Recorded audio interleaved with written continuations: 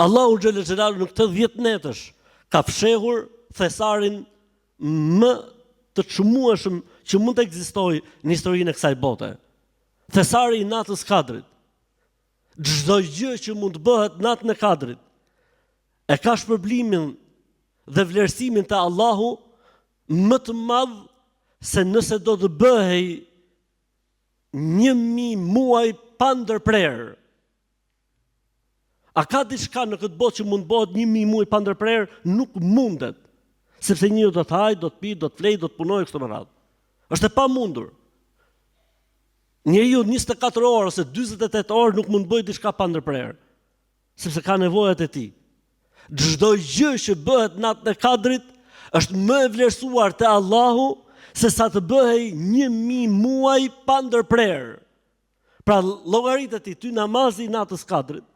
Llogaritë sikur e ke bë tek Zoti i Madh 1000 muaj pa ndërprerë. Sadakaja atë natë, leximi i Kuranit, tobi istighfari, loti i asaj nate, mirësitë e asaj nate, duat e asaj nate. E Allahu xhallal xhelalu ka dashur vet ai me madhninë e vet dhe me urtësitë e tij që ne i arrim apo nuk i arrim, që ta fshehi këtë natë të madhe në 10 netëshin e fundit të Ramazanit. Është ajo historia e garës, që tham. Ke parasysh kur njëri e kupton që po i afrohet fundit, finishit. Aty merr hov edhe më shumë dhe kështu duhet jetë faktikisht. E Allahu xhallal xhelalu duke e ditë natyrën e njeriu, se lodhet, velet.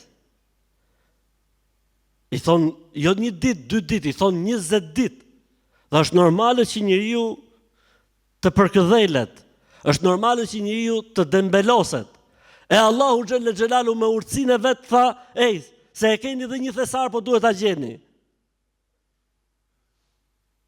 Ku është? Si ju tha e plaku aty në punojeni arën, tha se ta gjeni. E Allahu xhallal xhelalu na tha punojeni 10 netët e fundit të Ramazanit se do ta gjeni. Aty e keni natën e Kadrit. E llogaritet çdo natë të 10 netëshit të fundit si natë Kadri. Në dua, në namaz, në Kur'an, me sadaka, me të gjitha.